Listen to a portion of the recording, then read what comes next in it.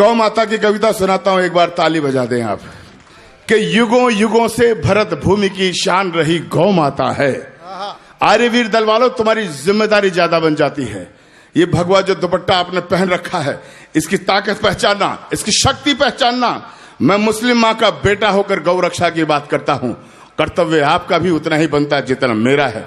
लोग मुझे कहते हैं कि मुसलमान होकर गाय की कविता क्यों लिखते हो भाई? मैं क्यों? क्या मेरी रगों में गौ माता का दूध नहीं है? बचपन से मेरी रगों में गौ माता का दूध आज खून बनकर दौड़ रहा है। और ये तो सच्चाई है यार। मेरा नाम अब्दुल गफ्फार है। मेरे वालिद का नाम अहमद अली खान था। मेरे दादाजी का नाम सादुल्ला खान था। मेरे परदादाजी का नाम फरीदुल्ला खान था।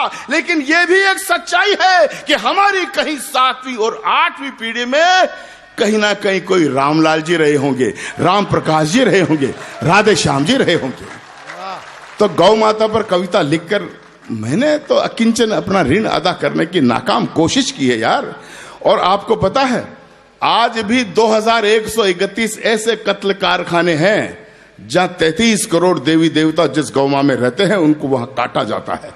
मैं इस मंच से एक संकल्प लेना चाहता हूं, दिलाना चाहता हूं, सुनेगा कि युगों युगों से भरत भूमि की शान रही गौ माता है और इस मिट्टी के कण कण की पहचान रही गौ माता है। आपको पता गौ माता का उद्भव कहां से हुआ? मेरे अध्ययन पर भी सैल्यूट करने का मन हो तो ताली बजा के हौसला बढ़ाना। एक बार समुद्र मंथन किया जा रहा था। इधर देवता थे, इधर राक्षस थे। समुद्र को मथा गया तो समुद्र में से कई चीजें प्रकट हुई। माता लक्ष्मी प्रकट हुई, 14 रत्न प्रकट हुए, ऐरावत हाथी निकला। और एक वक्त वो आया जब समुद्र में से अचानक 5 गौ माताएं प्रकट हुई। 5 गौ माताएं जिनके नाम थे नंदा, सुभद्रा, सुरभि, सुशीला और बहुला। वाह वाह वाह वाह। ये 5 गौ माताएं जब निकली तो देवताओं ने लेने से इनकार कर दिया, राक्षसों ने अनिच्छा जाहिर की। तो उस वक्त धरती पर 5 महर्षियों के आश्रम हुआ करते थे। ऋषि जमदग्नि, भरद्वाज, वशिष्ठ, गौतम और असित।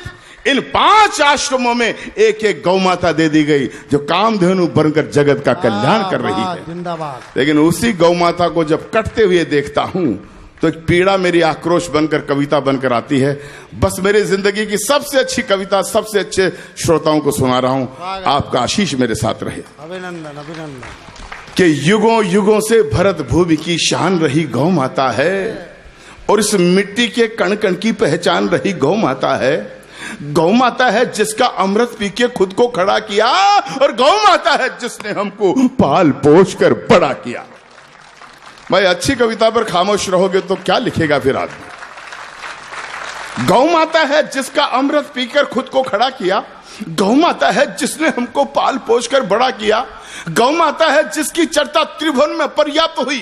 गौ माता है जो समुद्र मंथन से हमको प्राप्त हुई। गौ माता है जिसके निस्दिन गुरु वशिष्ठ गुण गाते थे। कृष्ण करे या नटवर नागर जिसका यश दोहराते थे। हम ऐसी गौ माता को अब देना मुझे ताकत। हम ऐसी गौ माता को अब नहीं भटकने देंगे और शीश भले कट जाए लेकिन गाय नहीं कटने देंगे। वाह वाह वाह वाह। गफ्फार साहब जिंदाबाद। भाई वाह, जिंदाबाद जिंदाबाद।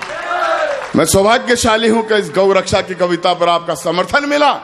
लेकिन यही कविता बल्लू के संचालन में जब मैं रायबरेली उत्तर प्रदेश में सुना रहा था तो मेरे ही समुदाय के कुछ लोग आए और मुझे कहा, गफ्फार साहब अगर इस कविता को दोबारा बोलोगे तो गोली मार दी जाएगी, जबान काट ली जाएगी, फतवे फरमान जारी कर दिए जाएंगे। मित्रों, वो लोग मुझे धमकाते रहते हैं लेकिन वे धमकाने वाले मेरा बाल भी बाका नहीं कर सके। क्यों? क्योंकि मैं अच्छी तरह से जानता हूं कि संकट कटे मिटे सब पीरा, जो सुमरे हनुमत बलबीरा। वाह। अरे भाई, अगर मैं गौ रक्षा की बात यही नहीं करूंगा तो क्या अमेरिका जाकर करना पड़ेगा? क्या ऑस्ट्रेलिया जाऊंगा? अरे यार, ये तो वो मुल्क है, ये वो मुल्क है जहां मुंबई का हिंदू कव्वाल शंकर शंभू नाम का हिंदू कव्वाल तमाम उम्र ख्वाजा गरीब नवाज के आस्थाने पर कव्वालें गाया करते थे। और यही वो मुल्क है जहां मुसलमान पठान रस खान द्वारकाधीश के सामने खड़े होकर कृष्ण लीला के भजन सुनाया करते थे। वाह वाह गफ्फार। मैं कोई पहला कवि नहीं हूं भाई, याद कीजिए उस पठान रस खान को। उसकी भक्ति से प्रभावित होकर कृष्ण कन्हैया साक्षात प्रकट हो जाया करते थे। एक बार वो रस खान मंदिर के सामने खड़ा था, भजन गा रहा था, कविता सुना रहा था। कृष्ण कन्हैया 12 बरस के बालक बनकर प्रकट होते हैं। 12 बरस का बाल कृष्ण, उसके शरीर पर, उनके शरीर पर धूल धूसित उनका तन है और उनके हाथ में एक रोटी है जिस पर मक्खन रखा हुआ है, मिश्री रखी हुई है। और वो रसखान देखता है, एक कौवा आता है और कृष्ण भगवान के हाथ से वो रोटी छीन कर चला जाता है। तो उस मुस्लिम का स्वर फूट पड़ता है। अगली पंक्तियों में तालियां उस रसखान के खाते में जानी चाहिए। वो रसखान कहता है कि धूलि भरे अति शोभित श्याम जो कैसे बनी सिर सुंदर चोटी। मथुरा से मेरे प्रिय मित्र श्याम जी किंचन आए हैं। कल्पना करना, मुसलमान कृष्ण भगवान को देखकर क्या कह रहा है कि धूलि भरे अति शोभित श्याम जो कैसे बनी सिर सुंदर चोटी। खेलत खात फिरे अंगना पग बाजत पैंजनी पीर कचोट। वह छवि को रस खान विलोकत, उठाना समर्थन में हाथ। वह छवि को रस खान विलोकत, वारत काम कला निज कोटी। काग के भाग बड़ो सजनी, हरि हाथ तो ले गए माखन रोटी। काग के हाथ बड़ो सजनी। तब अब्दुल गफ्फार कहता है कि जिस आंगन में गाय नहीं रहता घनघोर अंधेरा है, कि जिस आंगन में गाय नहीं रहता घनघोर अंधेरा है, और जिस आंगन में गाय नहीं वो घर भूतों का डेरा है।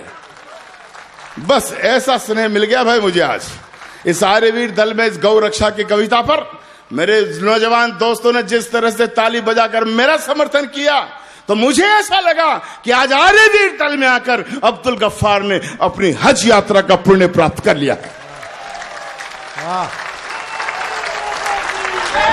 जो जनता के दिलों में बैठ जाए उसे किस पुण्य यात्रा का जरूरत है यार। सुनना, वो नारा तो मैं बुलाऊंगा, बोलो भारत माता की। ऐसे नहीं, आवाज जाने चाहिए हैदराबाद और कराची तक। भारत माता की, भारत माता की, वंदे वंदे। तब मुझे कहने की हिम्मत है